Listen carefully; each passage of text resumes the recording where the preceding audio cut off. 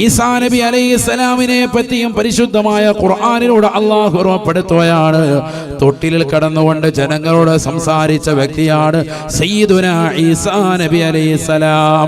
വയുകല്ലിമുന്നാസ ഫിൽ Mahdi വകഹ്ലാ വമിനസ് സാലിഹീൻ.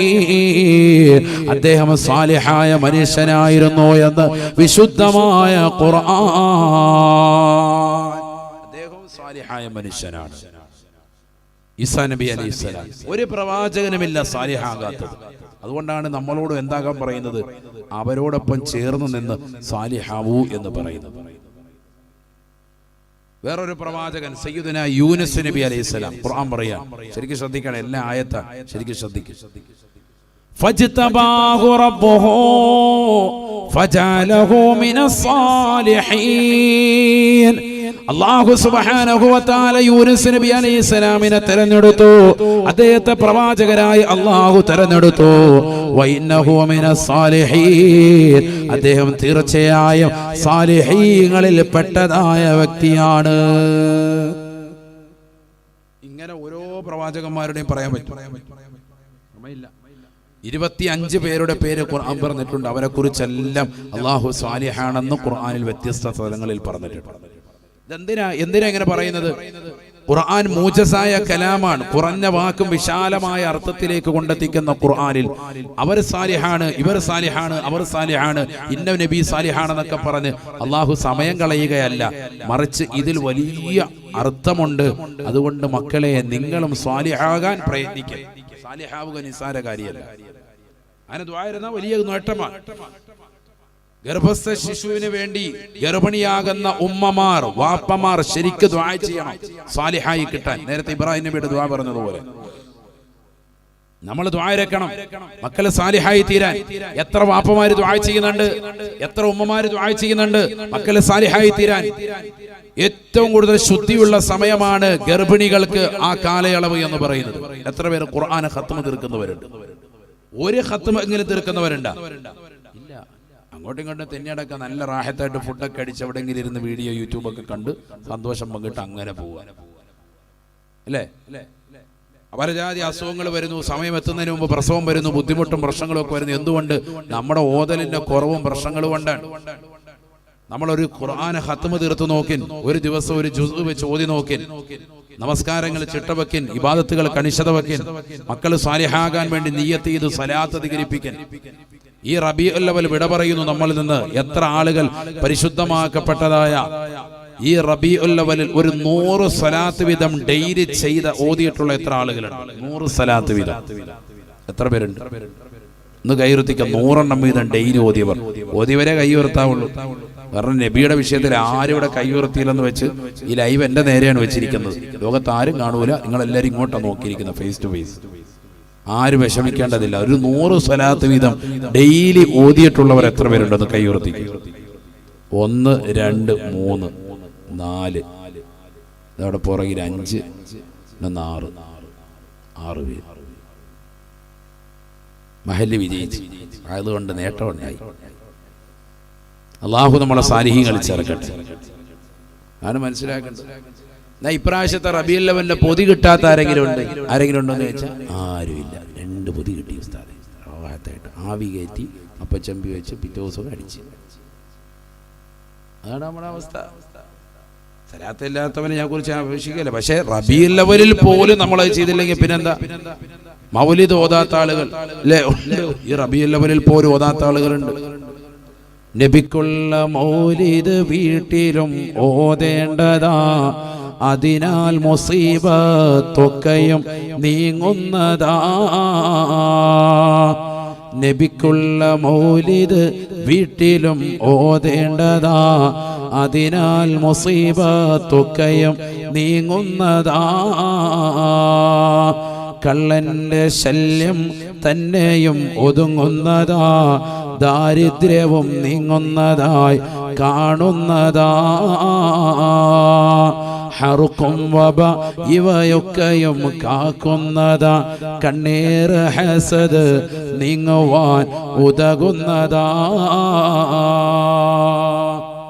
ബഹുമാനപ്പെട്ട തഴവ ഉസ്താദ്, എൻ്റെ വല്യുപ്പ, അല്ലാഹു അടുത്ത ദറജ ഉയർത്തുമാറാവട്ടെ.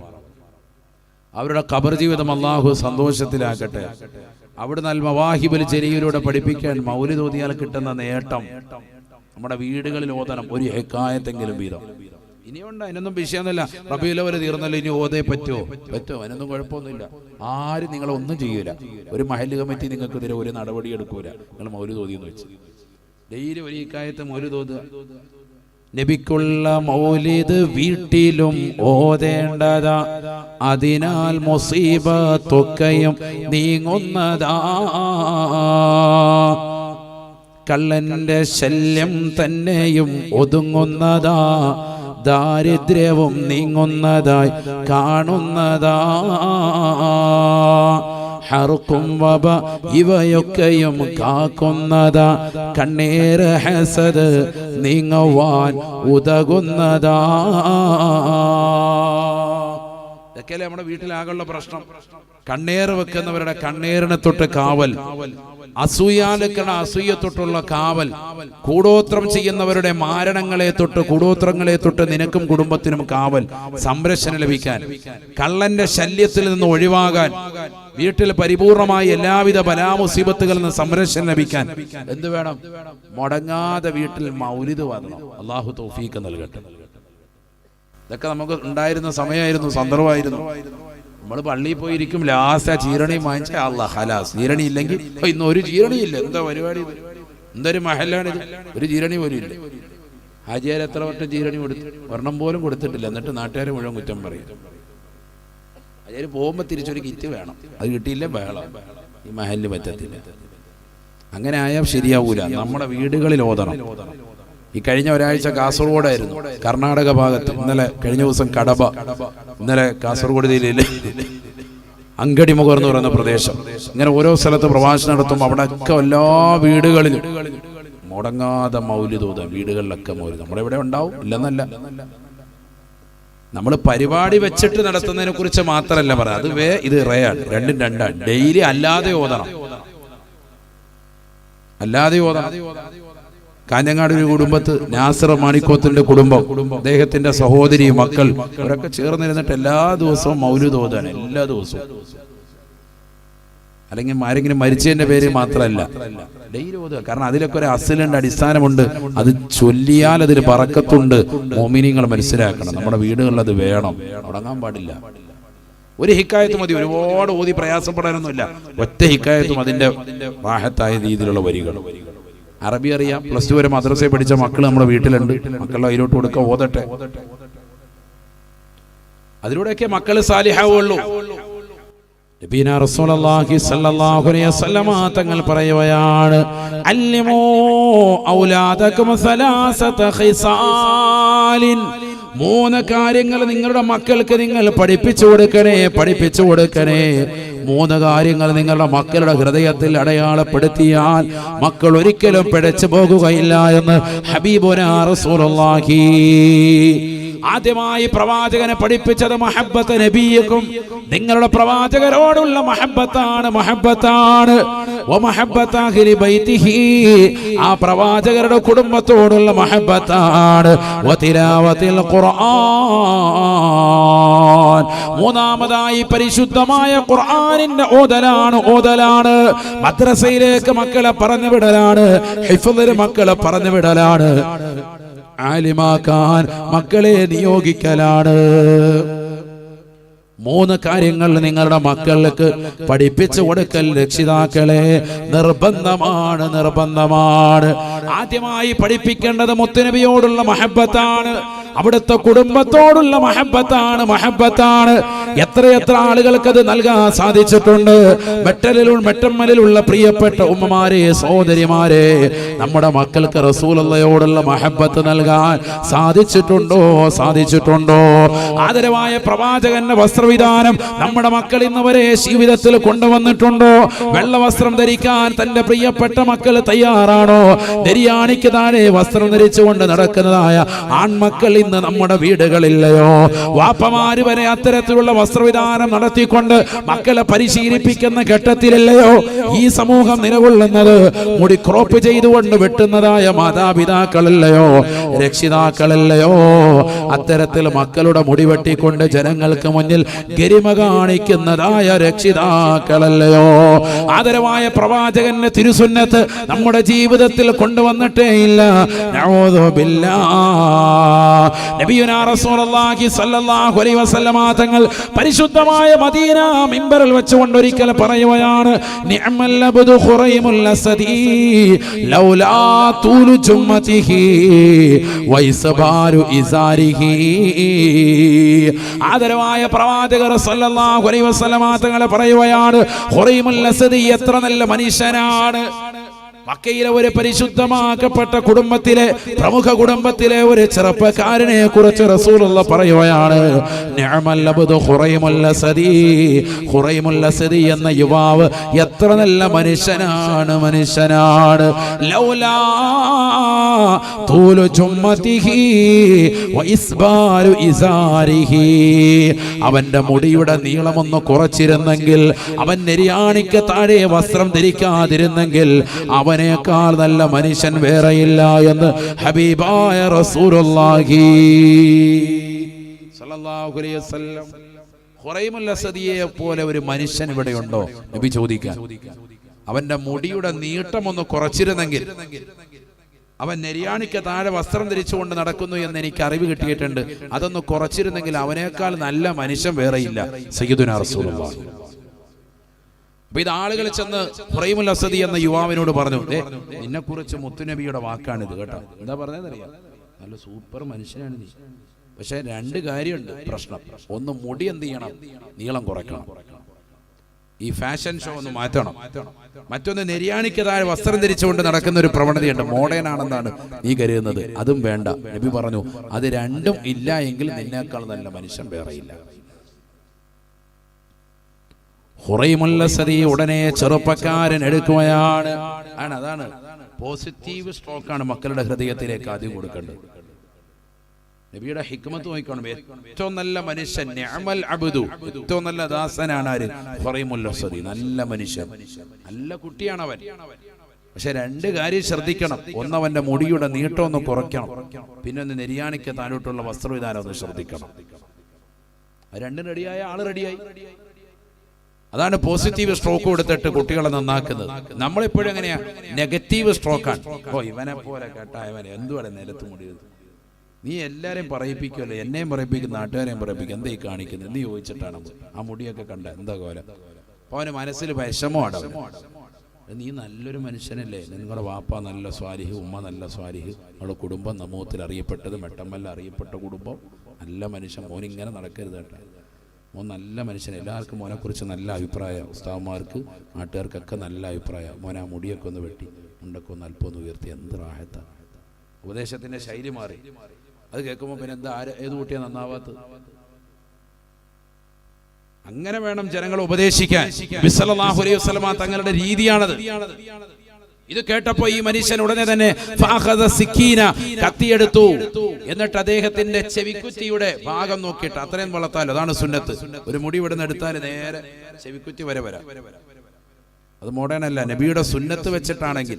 സിനിമാ നടനെ കണ്ട് താടി വെക്കുന്നത് വേറെ, റസൂലുള്ള താടി വെച്ചിട്ടുണ്ട് എന്ന് കരുതിയിട്ട് താടി വെക്കുന്നത് വേറെ. നിന്റെ നിയ്യത്ത് പോലെയാണ്. ഇപ്പൊ എല്ലാ സിനിമാ നടന്മാരും താടിയാണ്. അപ്പൊ അതുമ്പോ താടി പേര് പിടിച്ചിരിക്കാല്ലോ ചെക്കന്മാരില്ല. അവന്മാര് മീശ പഠിച്ചാ ഉടനെ മീശ പഠിക്കും. അവരേത് നിക്കറിടുന്ന നോക്കിയിരിക്കണം, അതേ നിക്കർ ബ്രാൻഡ് അത് തന്നെ വാങ്ങാൻ.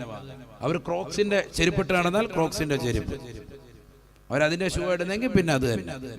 ഇല്ലെങ്കിൽ ചെരുപ്പും ഇല്ല, ഷൂ ഇല്ല, ഒന്നുമില്ല നടക്കും, തുണിയില്ല നടക്കും. എല്ലാം അവരെ കണ്ടിട്ടാണ്. അള്ളാഹു നമ്മളെ കാക്കട്ടെ അല്ലേ.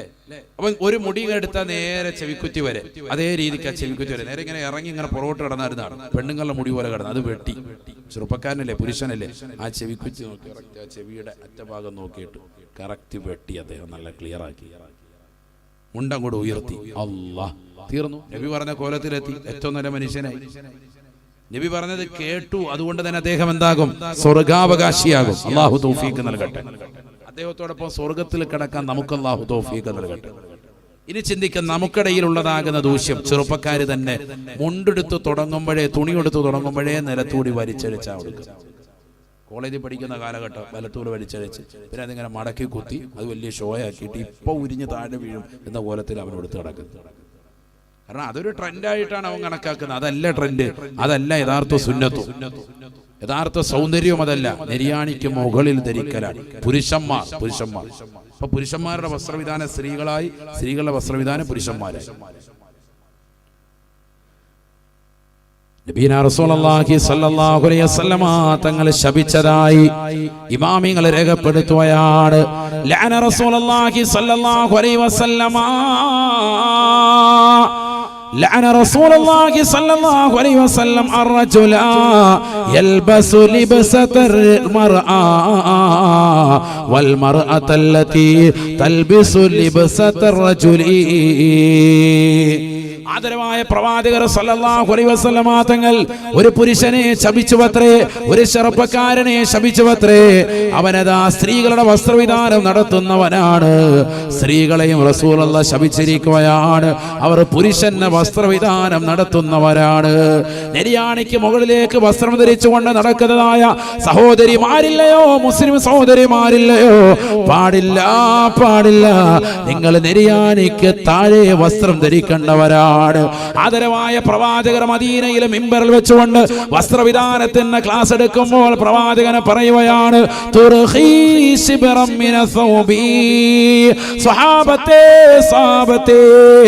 നിങ്ങൾ നിങ്ങളുടെ ഭാര്യമാർക്ക് പറഞ്ഞു കൊടുക്കണേ, സ്ത്രീകൾ നെരിയാണിക്ക് താഴോട്ട് ഒരു ചാൺ വസ്ത്രം താഴ്ത്തിയിടണേ എന്ന് പറയണേ.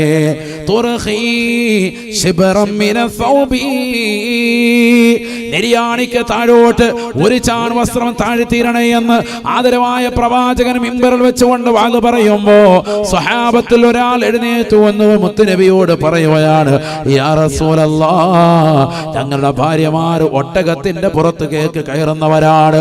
ഒട്ടകത്തിന്റെ പുറത്തേക്ക് കയറുമ്പോഴും ഒട്ടക കട്ടിലിൽ കയറി സഞ്ചരിക്കാൻ വേണ്ടി കാലുകൾ ഉയർത്തുമ്പോഴും ഏണി വെച്ചുകൊണ്ട് അതിന്റെ മുകളിലേക്ക് കയറുമ്പോ ഒരുപക്ഷെ കാലിന്റെ അടിയിലേക്ക് നെരിയാണിക്ക് താഴോട്ട് ഒരു ചാൺ വസ്ത്രം താഴ്ത്തിയിട്ടാലും, ഒരു ചാൺ വസ്ത്രം താഴ്ത്തിയിട്ടാലും മുകളിലേക്ക് കയറുമ്പോ കാൽപാദം കാണാൻ ചാൻസ് ഉണ്ട് റസൂലേ. താഴെ നിൽക്കുന്നവർ അവരുടെ ശരീരത്തിന്റെ തൊലിവെളുപ്പ് കാണും റസൂലേ. ആദരവായ പ്രവാചകരോട് സഹാബത്ത് ആശങ്കപ്പെട്ടപ്പോൾ ആദരവായ പ്രവാചകനുടനെ പറയുകയാണ്,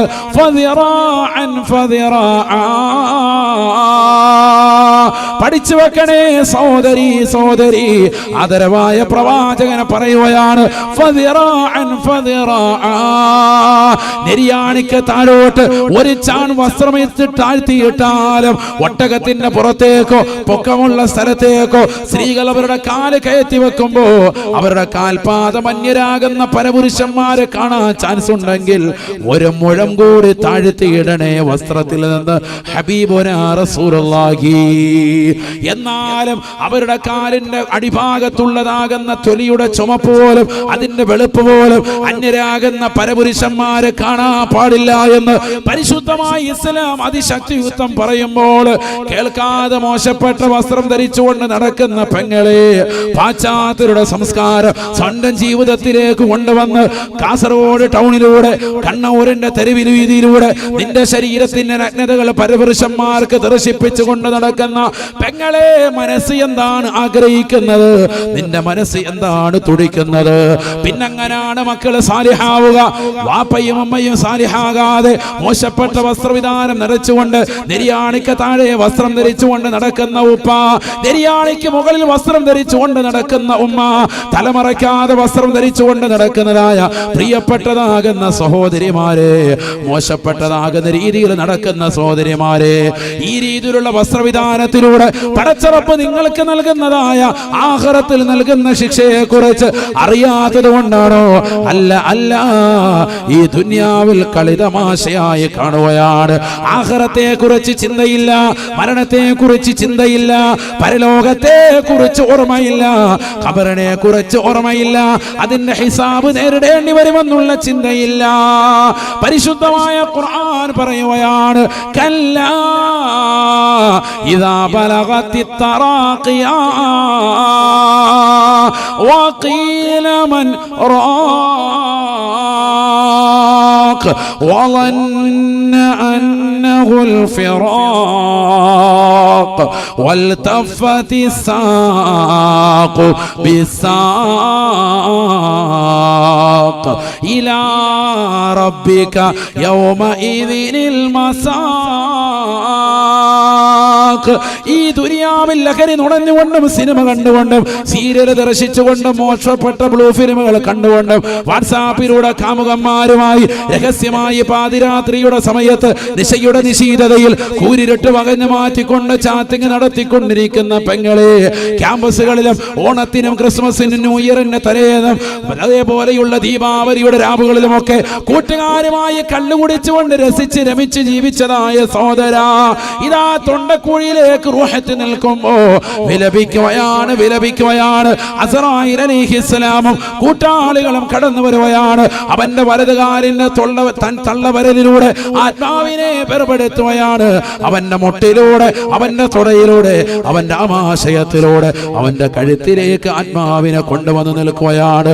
റൂഹ് വിട പറയുന്ന സമയമാണ്. വല്ലാത്ത വേദനയാണ്. ആദരവായ പ്രവാചകരെ പോലും ദുആ ചെയ്യുകയാ, അല്ലാഹുമ്മ ഇന്നക തഖുദുർ റൂഹ മിൻ ബൈനൽ അസബി വൽ ഖസബി വൽ അനാമിൽ. അല്ലാഹുവേ, പടച്ച റബ്ബേ, നീ ആത്മാവിനെ വേർപെടുത്തുന്നത് മനുഷ്യന്റെ ശരീരത്തിന്റെ വിരലുകൂടലാണല്ലോ. അവന്റെ ശരീരത്തിലൂടെ രക്തമൂട്ടപ്പെട്ടതാകുന്ന രക്തധമനികളിലൂടെ ഊട്ടപ്പെട്ടതാകുന്ന ആത്മാവിനെ വലിച്ചൂരുകയാണ്. അവന്റെ സന്ധികളിലൂടെ വേദന എടുക്കുമാർ വലിച്ചൂരുകയാണ്. ഇന്നക തഖുദുർ റൂഹ മിൻ ബൈനൽ അസബി വൽ ഖസബി വൽ അനാമിൽ. വിരലിലൂടെ അവന്റെ ശരീരത്തിലെ അസ്ഥി പഞ്ചരങ്ങളിലൂടെ ഊട്ടപ്പെട്ടതാകുന്ന ആത്മാവിനെ വലിച്ചൂരുകയാണ്. അസ്ഥി പഞ്ചരങ്ങൾക്ക് വേദനയാണ്. വേദന കൊണ്ട് പൊളയുന്ന ആ നേരം ഫഅഇന്നി അലാ സകറാത്തിൽ മൗത്ത്. അറബ് നാട്ടിലെ മാമലകൾ മുഴുവനും കനകക്കൊട്ടാരമായി തിരുസവിധത്തിലേക്ക് തരട്ടെ എന്ന് ജിബ്രീൽ അലൈഹിസ്സലാം ഒന്നുകൊണ്ട് ചോദിക്കുമ്പോ വേണ്ട എന്ന് പറഞ്ഞുകൊണ്ട് പരിത്യാഗത്തിന്റെ ആത്മീയ വലയത്തിലേക്ക് ഉൾവലിഞ്ഞ് ലോകത്തിന് മുഴുവനും മാതൃക കാട്ടിയ ഹബീബ് മുഹമ്മദ് മുസ്തഫ സല്ലല്ലാഹു അലൈഹി വസല്ലമ തങ്ങൾ അവിടുന്നാണ് ദുആ ചെയ്യുന്നത്, ഫഅഇന്നി അലാ സകറാത്തിൽ മൗതി യാ അല്ലാഹ്. ഈ പാവപ്പെട്ട മുഹമ്മദിനെ സകറാത്തിന്റെ ഹാലിൽ നീ ഒന്ന് സഹായിക്കണേ അല്ലാഹ്. ആയിഷ ബീബി റളിയല്ലാഹു അൻഹ പറയുകയാണ്, പ്രവാചകന്റെ മടിത്തട്ടിൽ അവസാന സെക്കൻഡുകളിൽ തലവെച്ച് കടന്നുകൊണ്ട് പറയുകയാണ്, ഫവല്ലാഹി ഇന്നലിൽ മൗതി ലസകറാത്ത്. ആയിഷ, മരണത്തിന് വല്ലാത്ത വേദനയുണ്ട് ആയിഷ, മരണത്തിന് വല്ലാത്ത വേദനയുണ്ട് ആയിഷ. എണ്ണയിൽ നിന്ന് നൂലടിച്ചു എടുക്കുമാറുള്ളതായ വേദന മാത്രമേ നബിയെ തങ്ങൾക്കുള്ളൂ എന്ന് അസ്റായീൽ അലൈഹിസ്സലാം പറഞ്ഞിട്ട് പോലും അതിന്റെ ആശങ്കയും അതിന്റെ പ്രയാസവും റസൂലുള്ള ലോകത്തോട് പറയുകയാണ്, ഫവല്ലാഹി ഇന്നലിൽ മൗതി ലസകറാത്ത്. ഈ ലോകത്ത് എന്ന് വിട പറയുന്ന രംഗം അത് ഭീകരമാണ് ആയിഷ. ഖുർആൻ അതല്ലേ പറയുന്നത്, ചില മുഖങ്ങൾ വല്ലാതെ കറുത്ത് കരിവാണിച്ചിരിക്കുകയാ. ദുനിയാവിൽ വാളുകൾ ധാരാളം കേട്ടവരാണ്. മെട്ടമ്മലിൽ 4-5 ദിവസമായി കേൾക്കുന്ന വാളാണ്. ഒരു കാതിലൂടെ കേട്ട് മറുകാതിലൂടെ കടത്തിവിട്ട് ആസ്വാദനത്തിന്റെ ശാതുല തീരം മാത്രം അണഞ്ഞുകൊണ്ട് കൂടണയുന്ന സഹോദരിമാരെ, സഹോദരങ്ങളെ, നിന്റെ ജീവിതത്തിൽ എന്ത് ചെയ്തടാ? നിന്റെ ജീവിതത്തിൽ എന്ത് ബാക്കി പത്രമായടാ? നമസ്കാരമുണ്ടോ? നോമ്പുകളുണ്ടോ? സകാത്തുകളുണ്ടോ? ഹജ്ജുണ്ടോ? ഉംറയുണ്ടോ? പാവങ്ങളുടെ കണ്ണീരപ്പിയവരുണ്ടോ? നിരാലംബര കവലംബമായവരുണ്ടോ? നിരാശരർക്ക് ആശ്രയത്വം കൊടുത്തവരുണ്ടോ? ആലിമീങ്ങളെ സ്നേഹിച്ചവരുണ്ടോ? മുത്തഅല്ലിമീങ്ങളെ സഹായിച്ചവരുണ്ടോ? പള്ളിക്ക് കൊടുത്തവരുണ്ടോ? മദ്രസയ്ക്ക് കൊടുത്തവരുണ്ടോ? ആഖിറത്തിന് വേണ്ടി സമ്പാദ്യം മാറ്റിവെച്ചവരുണ്ടോ? ഈ പരിശുദ്ധമായ റബീഉൽ അവൽ മാസത്തിൽ മുത്തുനബിക്ക് സ്വലാത്ത് സ്വലാത്ത് അർപ്പിച്ചവരുണ്ടോ? ഇല്ലേ, ഇല്ല, ഇല്ല, ഒന്നുമില്ല. ഇതാ മരണം നിന്റെ മുന്നിൽ സന്നിരിക്കുകയാണ്. അസ്റായീൽ അലൈഹിസ്സലാമും കൂട്ടാളികളും നിന്റെ വലത് കാലിൽ നിന്നും നിന്റെ ഇടത് കാലിൽ നിന്നും മുട്ടിലൂടെ തുടയിലൂടെ ആമാശയത്തിലൂടെ നിന്നെ കഴുത്തിലേക്ക് റൂഹ് തികച്ചു നിലകൊള്ളുമ്പോ ഇതാ ബലഗത്തി തറാഖിയ വഖീല മൻ റാഖ്. വിളിച്ചു ചോദിക്കുകയാണ്, അല്ലാ എന്നെ ഒന്ന് മന്ത്രിച്ചൂതി തരാൻ ആരാണ് ഉള്ളത്? അല്ലാ, ഈ ദുനിയാവിൽ എനിക്കൊരു പനി വരുമ്പോ, ഈ ദുനിയാവിൽ എനിക്കൊരു പ്രയാസം വരുമ്പോ, ഈ ദുനിയാവിൽ എനിക്ക് കഷ്ടകാലം വരുമ്പോ എനിക്ക് വെള്ളം മന്ത്രിച്ചൂതി തരാൻ ആലിമീങ്ങൾ ഉണ്ടായിരുന്നു, സാദാത്യങ്ങൾ ഉണ്ടായിരുന്നു, ഒരുപാട് സയ്യിദന്മാരുണ്ടായിരുന്നു. ഇന്നെനിക്ക് ഈ മരണത്തിന്റെ വേദനയിൽ നിന്ന് എനിക്ക് ആശ്വാസം നൽകാൻ ആരാണുള്ളത്? ആരാണുള്ളത്? വലന്ന അന്നഹുൽ ഫിറാഖ്. അവന് മനസ്സിലായി ഈ ലോകത്ത് നിന്നൊരു തിരിച്ചുപോക്കാണ്. ഇനി ഒരിക്കലും മടങ്ങി വരാത്തതായ ലോകമാണ്, ഇനി ഒരിക്കലും തിരിച്ചു വരാത്ത ലോകമാണ്. എത്ര സമ്പത്ത് കൊടുത്താലും അല്ലാഹു ഒരു സെക്കൻഡ് പോലും ഇനി പിന്തിക്കുകയില്ല. അവസാന ഘട്ടം വരുമ്പോ ലോകം മുഴുവനും പുറഞ്ഞലിച്ചു നിൽക്കുന്ന പ്രളയം, അവസാന സമയം വരുമ്പോൾ മനുഷ്യൻ മലക്കുകളോട് ചോദിക്കുമത്രേ, ലൗലാ അഖർതനി ഇലാ അജലിൻ ഖരീബിൻ ഫഅസ്സദ്ദഖ വഅകും മിനസ് സാലിഹീൻ. എന്നെ ദുനിയാവിലേക്കൊന്ന് തിരിച്ചുവിടൂ, എന്നെ ഒന്ന് മടക്കുമോ? ഞാനൊരു സദഖ ചെയ്തിട്ട് തിരിച്ചു വരാം, ഞാനൊന്ന് സാലിഹാവാം, ഞാനൊന്ന് നിസ്കരിക്കാം, ഞാൻ പാവങ്ങളുടെ കണ്ണീരപ്പാം, ഞാൻ നിരാലംബര കവലംബമാകാം, ഞാൻ ഖുർആൻ ഖത്മ തീർക്കാം, ഞാൻ സക്കാത്തുകൾ കൊടുത്തു വീട്ടാം, ഞാൻ ഹജ്ജ് ചെയ്തു കൊള്ളാം, ഞാൻ ഉംറ നിർവഹിച്ചു കൊള്ളാം, ഞാൻ മുത്തുനബി ആദരിച്ചു കൊള്ളാം, ഞാൻ അവിടുത്തെ ബഹുമാനിച്ചു കൊള്ളാം, ഞാൻ ദീനിനെ സഹായിച്ചു കൊള്ളാം, ഞാൻ മദ്രസയ്ക്ക് കൊടുത്തു കൊള്ളാം, ഞാൻ വിശുദ്ധമാക്കപ്പെട്ട ദീനിന്റെ സംസ്കാരങ്ങളെ മൂല്യങ്ങളെ പരിപൂർണമായി പിടിച്ചുകൊണ്ട് നിലകൊള്ളാം. ഇനി ഞാൻ കള്ളുകുടിക്കില്ല, ഇനി ഞാൻ വ്യഭിചരിക്കില്ല, ഇനി ഞാൻ സിനിമ കാണില്ല, ഇനി ഞാൻ സീരിയൽ ദർശിക്കില്ല, ഇനി ഹറാമായ തലത്തിലേക്ക് ഞാൻ എന്റെ കണ്ണ് കൊണ്ടുപോകുകയില്ല. അവസാനമായി മലക്കുകളോട് എക്സ്ക്യൂസ് പറയുകയാണ്. പക്ഷേ രക്ഷയില്ല, രക്ഷയില്ല. വലൻ യുഅഖിറല്ലാഹു നഫ്സൻ ഇദാ ജാഅ അജലുഹാ. തൊണ്ടക്കുഴിയിലേക്ക് റൂഹ് എത്തിക്കഴിഞ്ഞാൽ, ആത്മാവ് എത്തിക്കഴിഞ്ഞാൽ ഒരു സെക്കൻഡ് പോലും അല്ലാഹു പിന്തിക്കുകയില്ല. ലാ യസ്തഖിറൂന സാഅത വലാ യസ്തഖ്ദിമൂൻ. ഒരു സെക്കൻഡ് പോലും അല്ലാഹു മുന്തിക്കുകയില്ല, ഒരു സെക്കൻഡ് പോലും അല്ലാഹു പിന്തിക്കുകയുമില്ല. സമയമെത്തിയോ, സമയമെത്തിയോ അല്ലാഹു ആത്മാവിനെ വേർപെടുത്താൻ മലക്കുകളെ അയക്കുകയാണ്.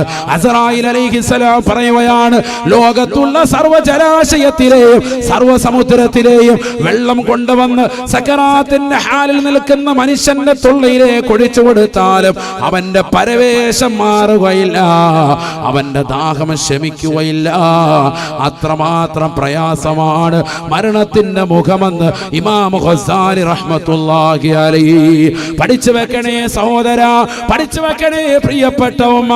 നന്നാവാനുള്ള അവസരങ്ങൾ എത്ര നിനക്ക് കിട്ടിയതാണ്, എത്ര വാളുകൾ നീ കേട്ടവനാണ്. അവലം നുഅമ്മിറുകും മാ യതദക്കറു ഫീഹി മൻ തദക്കറ വജാഅകുമുൻ നദീർ. ഈ മെട്ടമ്മലിന്റെ പരിസരത്ത് അന്തിവിശ്രമം ചെയ്യുന്ന ഉമ്മമാര് ഉപ്പമാര് സാക്ഷിയാണ്. എത്ര വാളുകളാണ് ഈ മണ്ണിലൂടെ കേട്ടത്, എത്ര വാളുകൾ കേട്ട കാതുകളാണ്. ഒരു കാതിലൂടെ കേട്ടതല്ലേ, മറുകാതിലൂടെ കടത്തിവിട്ടവനല്ലേ, വായിലീങ്ങളെ നിരാകരിച്ചവനല്ലേ, ഖുർആൻ അനുസരിച്ചുകൊണ്ട് ജീവിതം ചിട്ടപ്പെടുത്താത്തവനല്ലേ, കള്ളു കുടിച്ചുകൊണ്ട് പോയവനല്ലേ, ലഹരി നുണഞ്ഞുകൊണ്ട് പോയവനല്ലേ, ഗവൺമെന്റ് നിരോധിച്ച പുകയില ഉൽപ്പന്നങ്ങൾ വായിൽ ചവച്ചരച്ചുകൊണ്ട് വാല് കേൾക്കാൻ വന്നവനല്ലേ, LSD MDMA ഒക്കെ ചവച്ചരച്ചുകൊണ്ട് ജീവിതത്തിൽ നിലകൊണ്ടവനല്ലേ. ഇന്നിതാ അനുഭവിക്കടാ, ഈ വേദനയിൽ നിന്ന് ആശ്വാസം നൽകാൻ ഒരാളും നിനക്കില്ല തന്നെ. ഔലാ ലക ഫഔലാ ثم أولى لك فأولى. ഏറ്റവും ബന്ധപ്പെട്ട ശിക്ഷയാണ് അള്ളാഹു നിനക്കിന്ന് നൽകിയിട്ടുള്ളത്. അനുഭവിക്കടാ അനുഭവിക്കടാ എന്ന് അവനോട് അള്ളാഹു മലക്കുകൾ മുഖേന പറയുമെന്ന് വിശുദ്ധമായ ഖുർആൻ.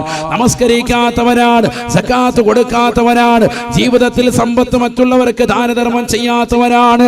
ഫലാ സദ്ദഖ വലാ സല്ലാ വലാകിൻ കദബ വതവല്ലാ. സദഖ നൽകാതെ, നമസ്കാരം ചിട്ട വെക്കാതെ, ഇബാദത്തുകൾ കണിശത വെക്കാതെ, തന്റെ മക്കളെ സാലിഹാകണമെന്നുള്ള ഒരു ലക്ഷ്യവുമില്ലാതെ അലക്ഷ്യമായി ഈ ദുനിയാവിൽ അടിച്ചു പൊളിച്ച് രസിച്ച് രമിച്ചവരാണ്. അവരോട് മലക്കുകൾ മുഖേന അല്ലാഹു പറയുമത്രേ, ഔലാ ലക ഫഔലാ സുമ്മ ഔലാ ലക ഫഔലാ. നിനക്ക് ഏറ്റവും ബന്ധപ്പെട്ട ശിക്ഷയാണ് ഇപ്പോൾ നൽകിയിരിക്കുന്നത്. അനുഭവിക്കണേ അനുഭവിക്കണേ എന്ന് പറയുമെന്ന് വിശുദ്ധമായ ഖുർആൻ. നിനക്ക് ഏറ്റവും അർഹതപ്പെട്ട ശിക്ഷയാണ് ഈ നൽകിയിരിക്കുന്നത്.